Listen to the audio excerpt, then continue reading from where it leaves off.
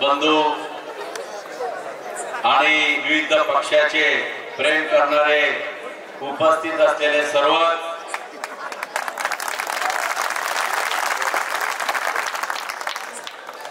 मनोज भाऊ पवार तुम आगे बढ़ो,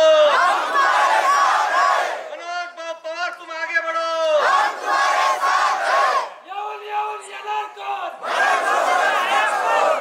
कृपया करून तिकडं कोणी जाऊ नका, आपण आपलं इकडं या.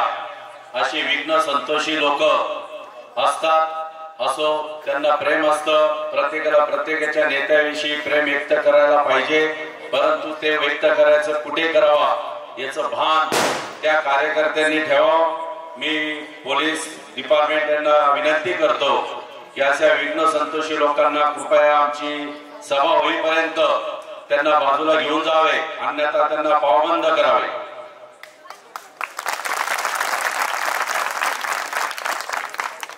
बंधूंनो, एक लक्षात ठेवा की आपण जे या ठिकाणी मी तुमच्या समोर उपस्थित आहे, हा खूप कष्टमयरित्या गोर गरीब घराण्यातून लढा देऊन माझ्या आईवडिलांच्या आशीर्वादाने परमेश्वराच्या कृपेने या ठिकाणी उद्योग क्षेत्रामध्ये भरारी घेतली. भरारी घेत असताना कन्नड येथील विविध व्यापाऱ्यांच्या ठिकाणी वाटेल तेवढी त्या पद्धतीची कामे केली. बाजार पाव बटर विकले. चाळीसगाव येथून पॉलिथिनच्या पिशव्या आणून कन्नडमध्ये विकल्या. सायकल सुद्धा घेण्याची आमची कुवत नसलेला माणूस मी.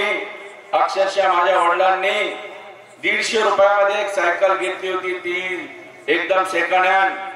तिला अजूनही आठवतं, लाल डब्बा कलरचा आणून तिला ऑइल पेंटने लावून तिच्यावर मी पाव बटर विक्रीचं काम केलेलं आहे. असं काम करीत असताना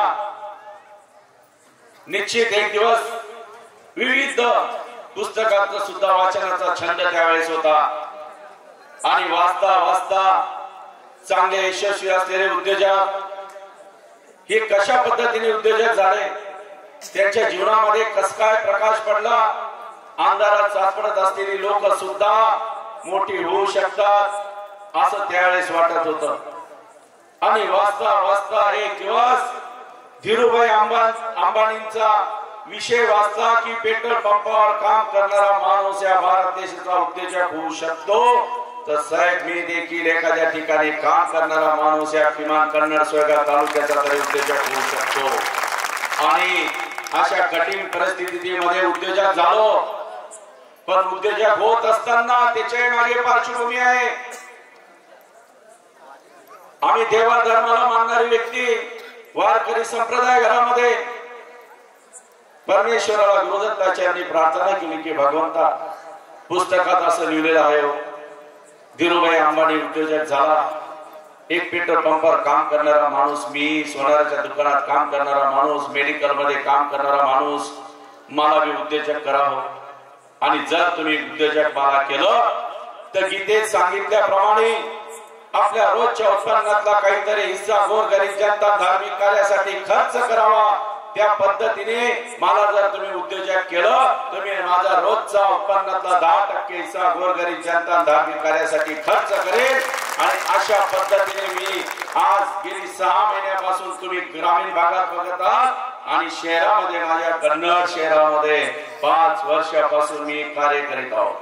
पण 5 वर्षापूर्वी मी कसं आलो, एक दिवस शहरामध्ये बसेल असताना विचार केला की भगवंताने आपल्याला 10 पत्राचं घर होतं, इतकी कठीण गरिबीची परिस्थिती ते असताना आज आपल्याला राजमहलांमध्ये देवाने राहायला व्यवस्था केली आणि आपण भगवंताशी करार केलेला होता की मी रोजच्या उत्पन्नातला 10% हिस्सा गोरगरीब धार्मिक कार्यासाठी खर्च करेल. तर मी शहरात करून काय करणार, म्हणून मी माझ्या मायभूमीमध्ये, माझ्या तालुक्यामध्ये त्याचा कुठेतरी उपयोग व्हावा या दृष्टिकोनातून मी या तालुक्यामध्ये आलो आणि हे कार्य करायला सुरुवात केली.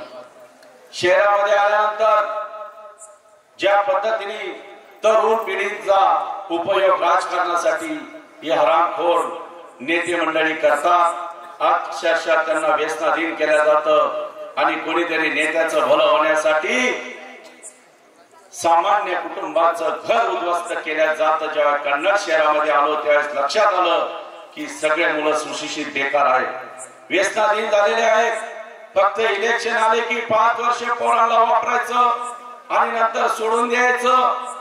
या ठिकाणी घोषणा करून जाणाऱ्या माणसाला मी विचारतो की अरे बाबा, स्वर्गवासी बाबूरावजी आवळकर काका, नागतकरजी आप्पा, रायबानजी जाधव साहेब यांच्या काळानंतर ज्यावेळेस हे लोक सभागृहामध्ये काम करायचे, गोरगरीब जनतेचा ज्यावेळेस प्रश्न सभागृहात मांडायचे त्यावेळेस न्याय मिळाला जायचा आणि ज्यावेळेस रायबानजी जाधव साहेब सभागृहात बोलायचे ना त्यावेळेस सगळं महाराष्ट्राचं सदन त्यांच्याकडे बघायचं की हा माणूस किती हुशार आणि बुद्धिमान आहे, हा माणूस किती प्रश्न पोट तिरकीने त्या ठिकाणी मांडतो। आणि त्याच माणसाने खऱ्या अर्थाने नागरप्पा असेल, काका असेल, रायबानजी जाधव साहेब असेल त्यांच्या काळात झालेला जो काही विकास असेल त्यानंतर मला दाखवून द्या, त्यानंतर कितीतरी आमदार या तालुक्यात झाले किंवा त्यांच्या वंशजाप्रमाणे झाले, कोणता यांना विकास केला सांगा तुम्ही मला, कोणता विकास केला यांना? रायबानजी जाधव साहेबांच्या नंतर कोणी धरण करून दाखवलं, एखादं तरी शेततळ तरी केलं का या लोकांनी? अहो ज्यांना त्या काळामध्ये धरणं केली त्या काळामध्ये धरणामध्ये आता प्रचंड असा गाळ साचलेला आहे, कितीतरी पाणी त्यावेळेस त्यामध्ये साचा कमी प्रमाणात पाणी साचल्या जातं, मग त्याचं खोलीकरण सुद्धा का तुम्ही केलं नाही? आज तालुक्यातल्या लोकांना पिण्याच्या पाण्याचा सुद्धा प्रश्न निर्माण होतो। 75 वर्ष होऊन गेली, मग तुम्ही का विकास नाही करू शकला? अहो ह्या तालुक्यामध्ये प्रत्येक गावात फिरत असताना रस्त्यांची अगदी चांगली झालेली आहे, मग तुम्ही तो का विकास केला नाही? का तुम्ही सभागृहात मांडला नाही?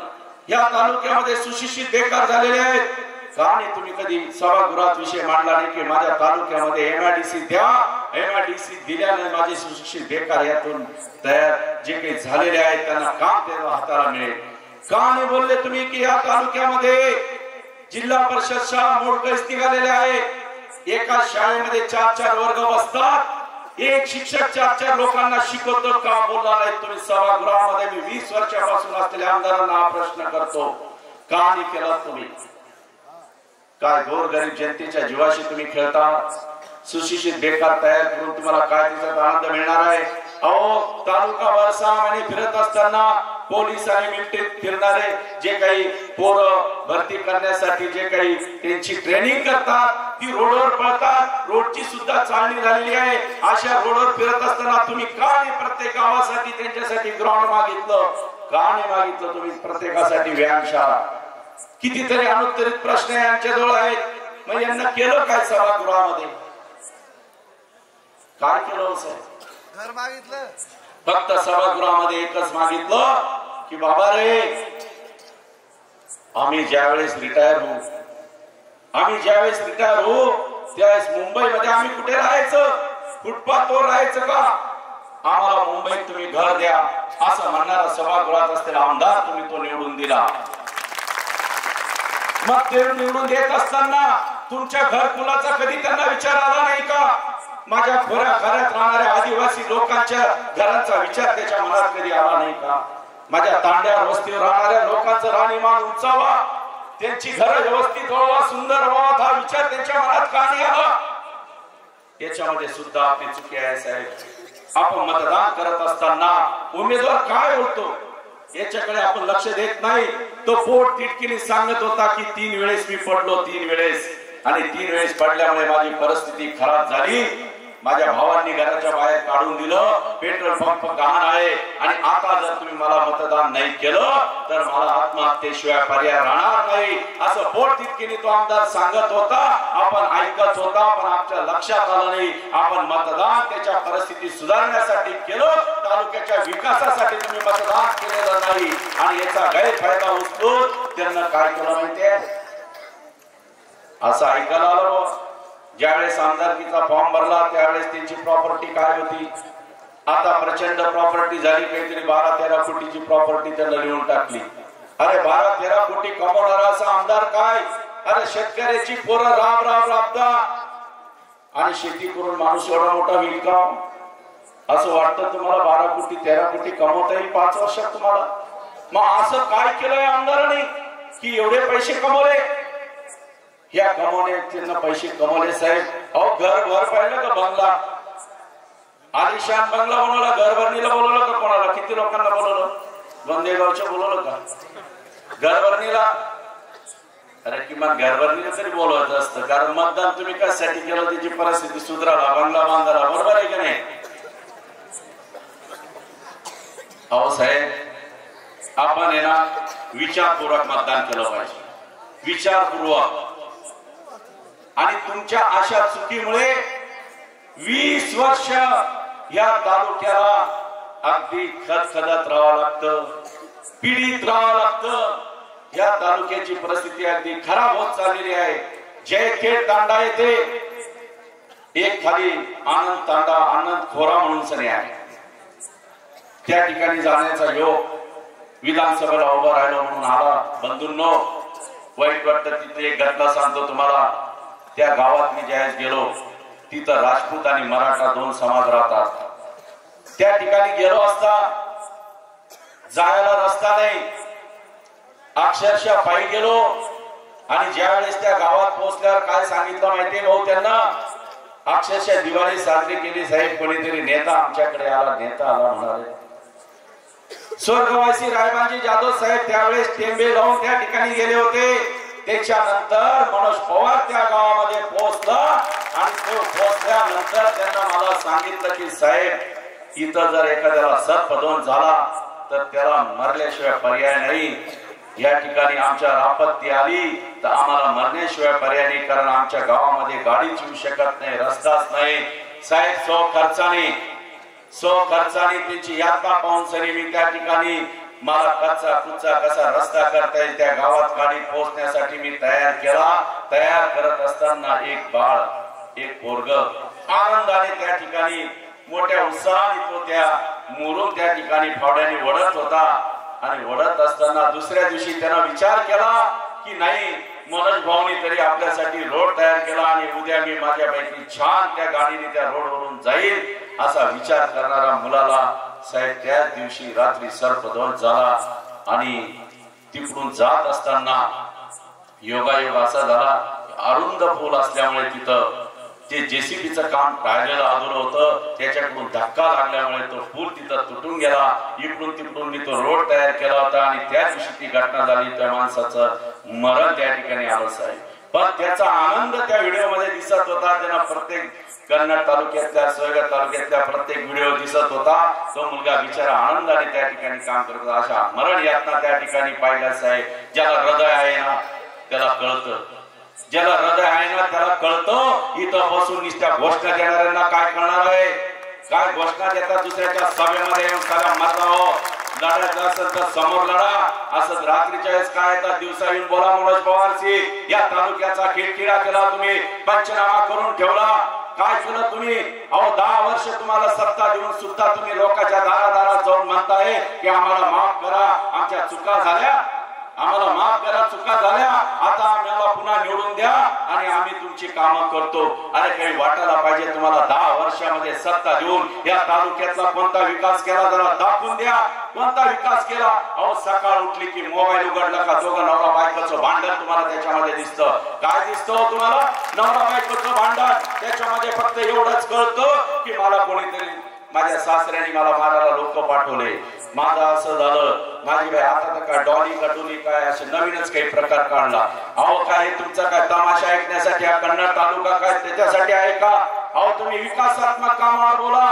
विकास सोडून सनी तुमच्या घराचं कुटुंबाचं काय आम्ही रोज नाटक बघायला या ठिकाणी आलो आहेत का? विकासाचं का बोलत नाही? आणि लोक सुद्धा राव काय मला काही समजत नाही, काही समजत नाही मला. अहो काय केलं त्यांना असं? विकास विकास कशाला म्हणता?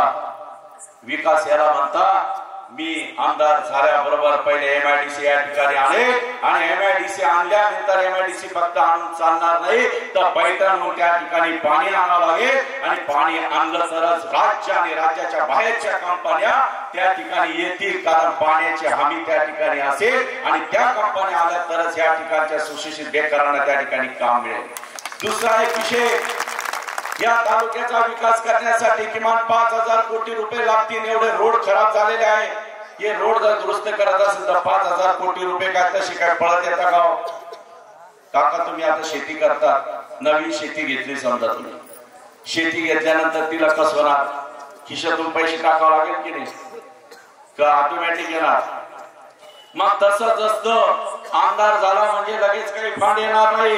स्वतःच्या खिशातून 1.5-2% तरी खर्च करावा लागतो. 5,000 कोटीला 1.5-2% लागले तर 100 कोटी खिशात लागतात साहेब. आणि 100 कोटी जर असतील तर या तालुक्याचा विकास होईल. तुम्ही बघत बसाल की मी आज श्रीमंत होईल, उद्या श्रीमंत होईल. हे जर असे परिस्थिती खराब वाले आमदार निवडून दिले तर पुन्हा असाच तमाशा या तालुक्याचा राहील. याच्यासाठी सक्षम नेतृत्वाची गरज या ठिकाणी आहे. सक्षम नेतृत्व असेल तरच या तालुक्याचा विकास या ठिकाणी होईल आणि तरच या तालुक्यातल्या प्रत्येक ठिकाणी, आताच यांना सांगितलं जिल्हानी भाईनी किंवा आमच्या 10 किलोमीटरवर गेलं की तिथं गुळगुळीत रस्ते आहे. बरोबर आहे? अहो गुळगुळीत रस्त्याने साहेब तिथले कार्यकर्ते बघा, कार्यकर्ते तिकडचे कार्यकर्ते जर बघितले ना असे टवटवीत दिसतात साहेब, टवटवीत. आणि इथले कार्यकर्ते बघा ना तिकडे घोषणा देत गेला त्याचा जरा चेहरा बघा कसा दिसतो. अरे तुमचे चेहरे कसे दिसतात? अरे पलीकडच्या तालुक्यामध्ये कार्यकर्ते असे टकाटक झालेले का झालेले? तिथला आमदार, तिथलं नेतृत्व हे कार्यकर्त्यांना बळ देतो आणि बळ देतो आणि तो ताकद देतो. म्हणून तो त्याचं घर पण व्यवस्थित करतो आणि व्यवस्थित केल्यामुळे त्याचा संसार व्यवस्थित होतो. पण इथं काय होतं, प्रत्येक कार्यकर्ता इलेक्शन आला की विचारा तो त्याच्या नेत्याचं गुणगान गात फिरतो आणि गुणगान फिरलं की नंतर इलेक्शन होतं आणि आमदार थोवाड दाखवायला येत नाही इकडं आणि तो काय करतो त्याचं लुटालूट चालू होऊन जाते. मग लोक गावातले त्याला म्हणतात, ए रम्या तुला आवाज करीत होता रे, तुझा आमदाराला आणि तुझ्यामुळे मतदान केलं त्याचं थोवाड तरी दाखवा आम्हाला. म्हणजे शिव्या कोणी गायच्या कार्यकर्त्यांनी. आपल्या तालुक्यामध्ये तीच परिस्थिती आहे. कन्नड सोयगावमध्ये कार्यकर्त्यांची परिस्थिती अशी आहे की ते बिचारे इमाने इतबारे काम करतात, नेतृत्व करणाऱ्याला निवडून देतात आणि निवडून आलेला माणूस त्याचं घरदार त्याचा संसार व्यवस्थित करण्यात घालवतो आणि त्याच्यातच त्याचा वेळ जातो. तो कार्यकर्ता मरतो कधरतो काहीच माहित नाही. हे फार मोठ्या घटना मी या 6 महिन्यामध्ये फिरताना ऐकल्या. आपल्याला नम्रतेची विनंती करतो की इथं सक्षम नेतृत्व देण्याची गरज आहे. या तालुक्यामध्ये रोडचा विषय आहे. या ठिकाणी शैक्षणिक दृष्टिकोनातून आपल्याला शिक्षणाचा दर्जा वाढवावा लागणार आहे. शिक्षणाचा दर्जा म्हणजे काय सांगा बरं? तुमच्या इथल्या जिल्हा परिषद शाळातील इथं उपस्थित असलेल्या लोकांच्या आहे का शिक्षक बरोबर? शिक्षकांची संख्या आहे का? मग आपल्या लेकरांना काय शिकवणार आहे? मी जिल्हा परिषद शाळेत शिकलेला मुलं आहे का, म्हणून मला जिल्हा परिषद शाळेचं आकर्षण जास्त आहे.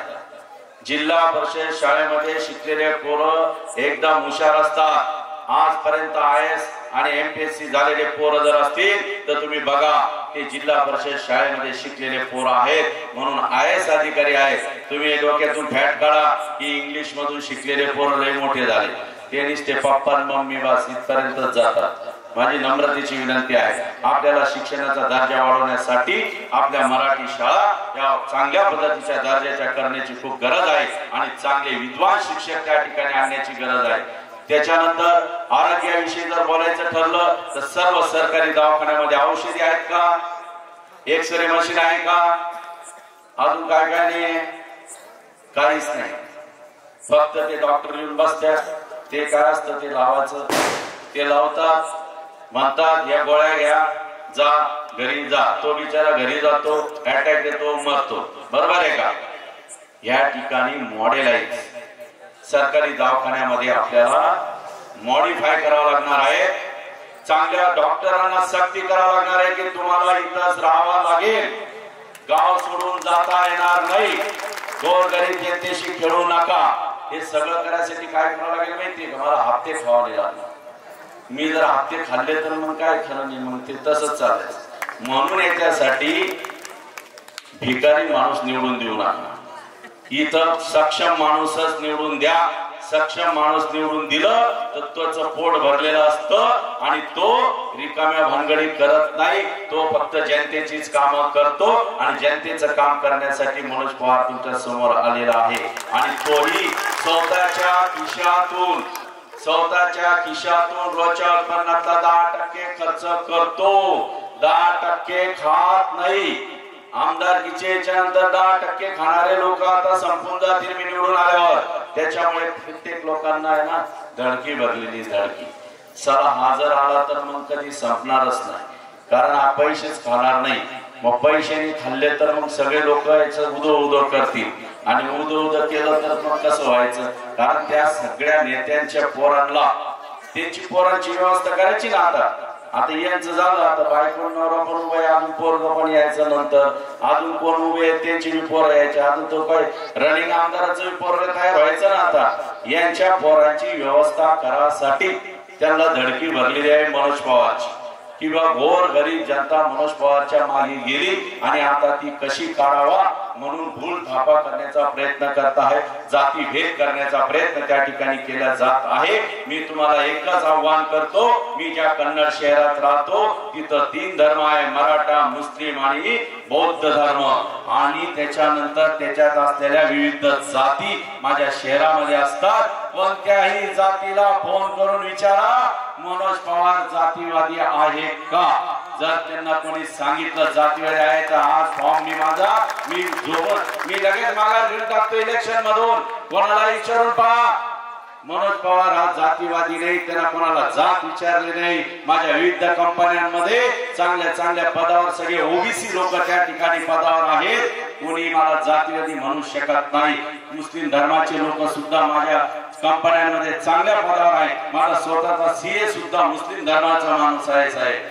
तर तुम्ही विचार करा, मी जाती भेद आणि धर्म न पाळणारा माणूस आहे.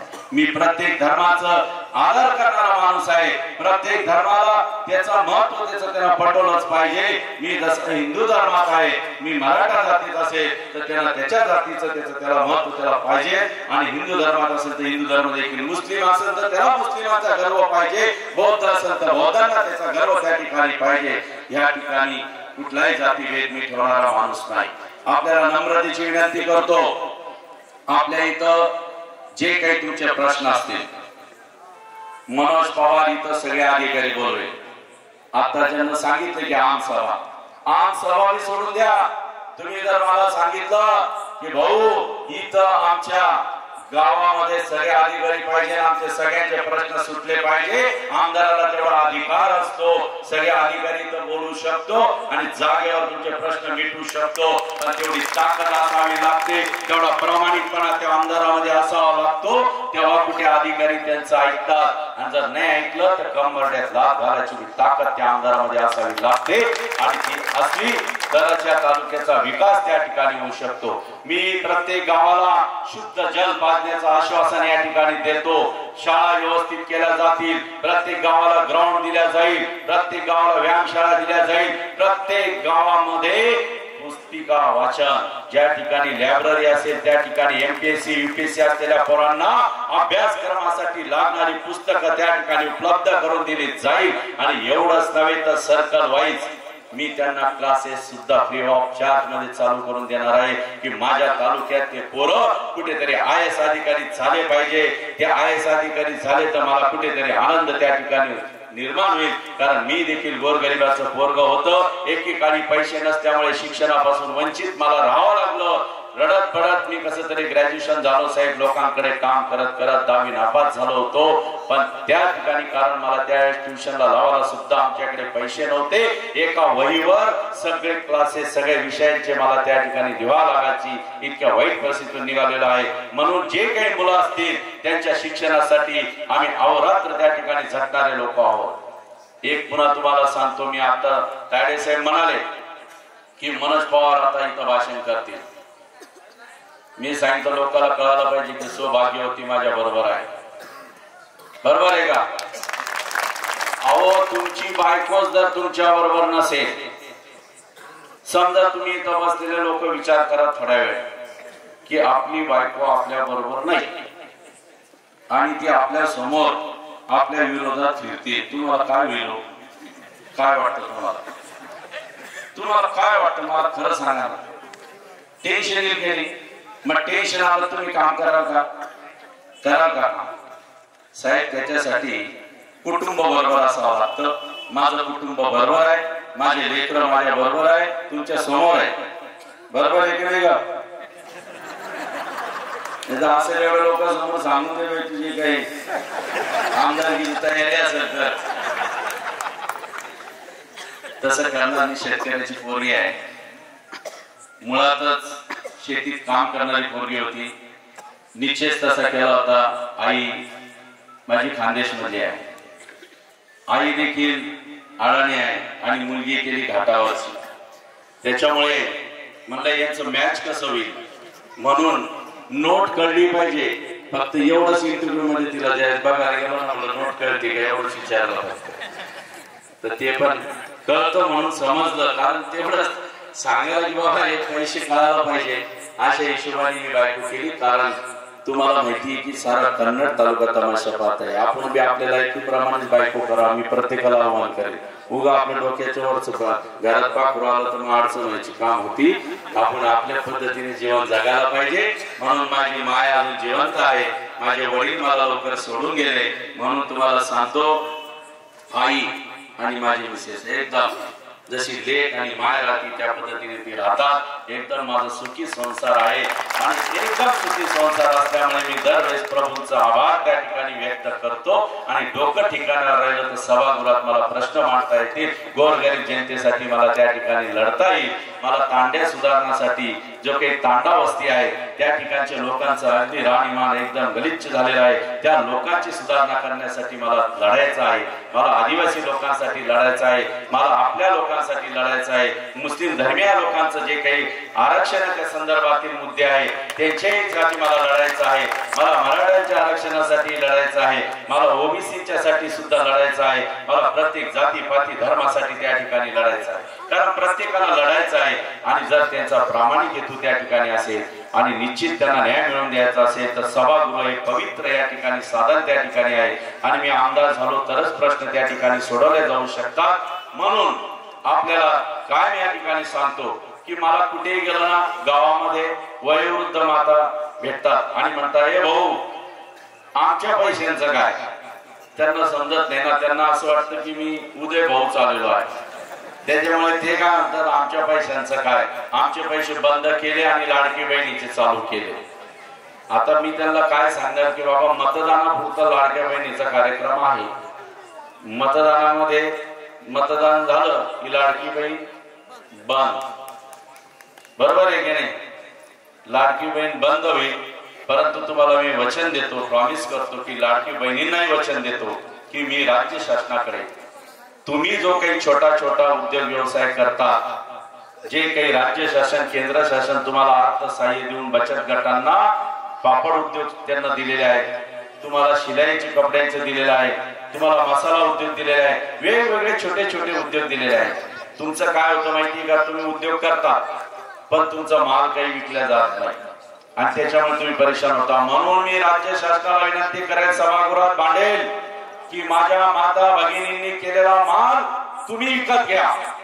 तुम्ही विकत घेतल्याने किमान त्या माता भगिनीला 10 ते 12,000 रुपये पगार मिळेल, तिला रोजगार उपलब्ध होईल. तुम्ही 1500 रुपये देऊन काय करणार आहे. 1500 रुपयात काय होत आहे. त्या बचत गटाला जर सक्षमीकरण करायचं असेल तर तुम्ही त्यांचा माल विकत घ्या आणि तुम्ही विकत माल घेतला तरच त्या महिला सुरक्षित होतील आणि त्यांच्या कष्टाचं त्यांना त्या ठिकाणी पैसा मिळेल. म्हणून त्या ठिकाणी माता भगिनीसाठी लढेल. आणि माझ्या माता ज्यांना पैसे मिळत नाही आहेत, बजेट नाही आल्यामुळे तुम्हाला पैसे मिळाले का. इथं बसलेल्या मातांना पैसे मिळत नाही. मी आल्यानंतर इथं तहसीलदार तुमच्या समोर बोलून पैसे द्यायला लावी, कारण मी हप्ता खाणार नाही. त्याच्यामुळे तुम्हाला न्याय देऊ शकतो. शेतकऱ्यांनी पिकवलेल्या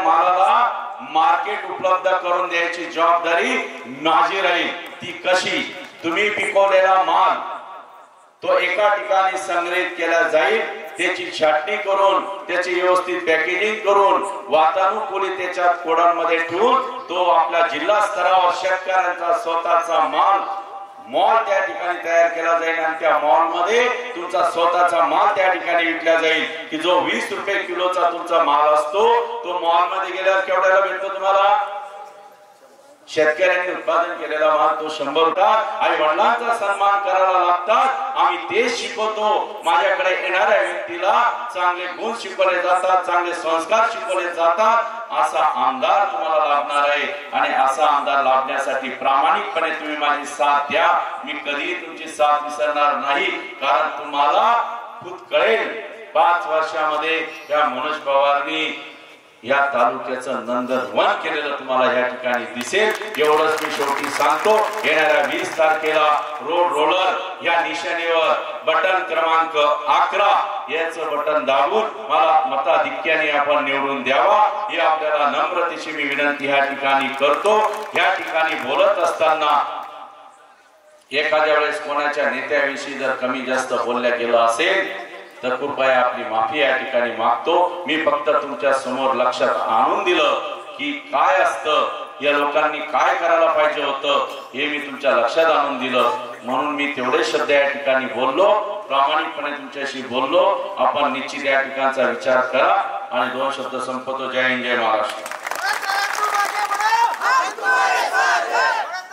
उपस्थित सर्व माझ्या माता भगिनी बंधू व्यासपीठावरील सर्व मान्यवर आपणा सर्वांना मी नमन करते की येणाऱ्या 20 तारखेला मनोज भाऊ पवार यांना जास्तीत जास्त मतदान देऊन विजयी करा कारण मनोज भाऊ पवार हे आतापर्यंत कुठल्याही पदावर नव्हते कुठल्याही पक्षात नव्हते तरी देखील ते आपल्या जनतेसाठी 5 ते 6 वर्षापासून निस्वार्थपणे सेवा करत आले आहे आपण त्यांच्या पाठीशी खंबीरपणे उभे राहा कारण असा नेता आतापर्यंत आपल्याला मिळालेला नाही आणि यानंतर सुद्धा मिळणार नाही माय बाप हो तुम्ही येथे जे जमले आहे ते आमच्या सर्वांचे प्रेम पाहून मला खूप खूप छान वाटते धन्यवाद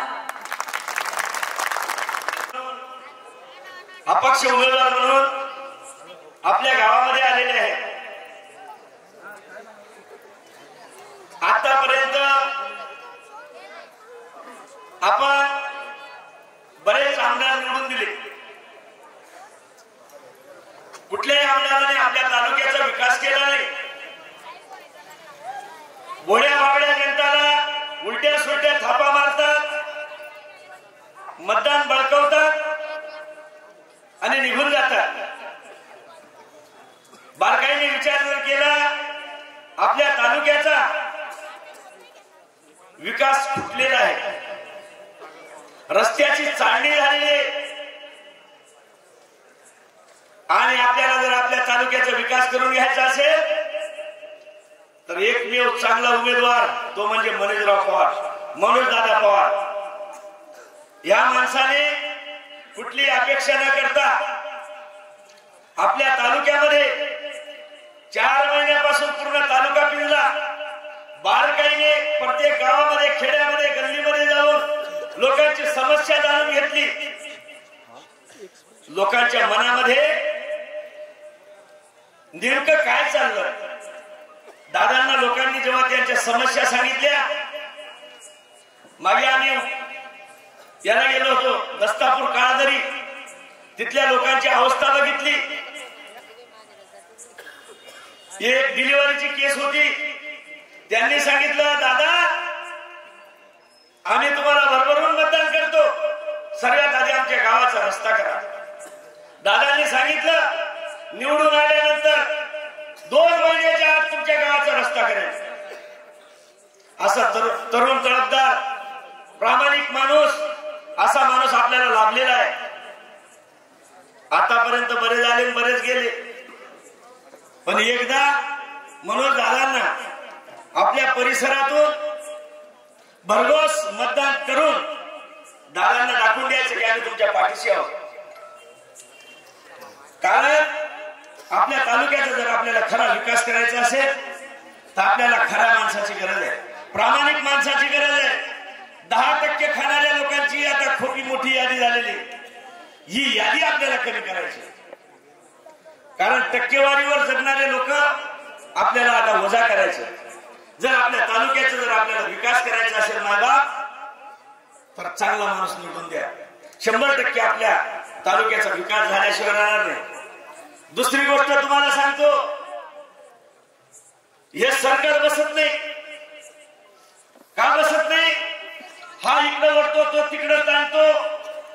आपला मनोज दादा निवडून येणार, निवडून आल्यानंतर लोक म्हणतात हा पक्ष माणूस आहे.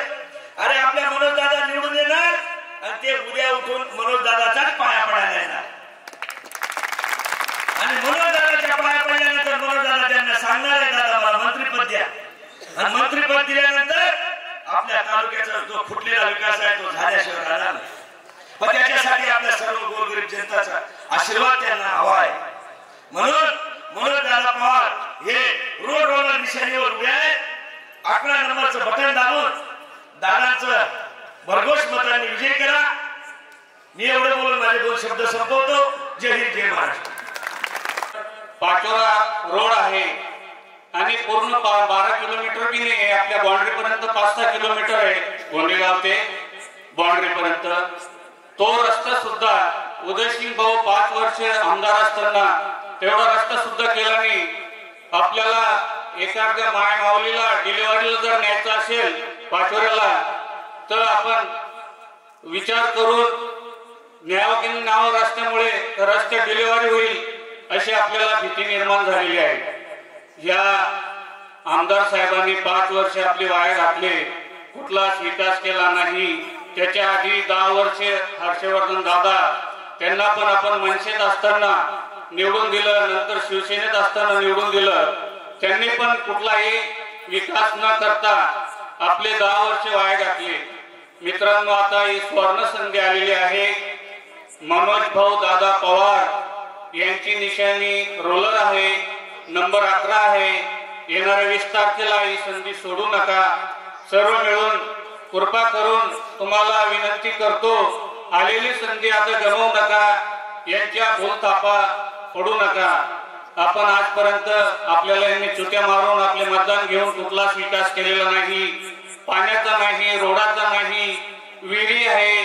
कधी 5 वर्षामध्ये त्यांनी लोकसभा आपले आमसभा घेतली नाही. आमसभा घेतली असती.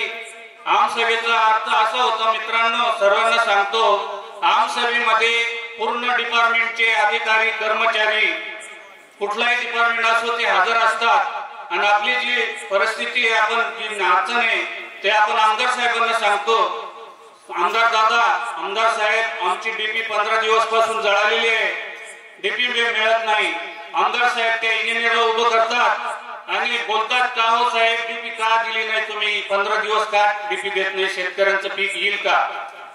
सर्व डिपार्टमेंटचे डॉक्टर, दवाखाना, ग्रामसेवक, बीडीओ, तहसीलदार, सर्व डिपार्टमेंटचे अधिकारी त्या आमसभेमध्ये हजर असतात आणि आमदार साहेब त्यांना उभं करतो एकेकाला आणि जॉब विचारतो की तुम्ही हे काम का करत नाही आणि आपले प्रश्न सोडवले जातात.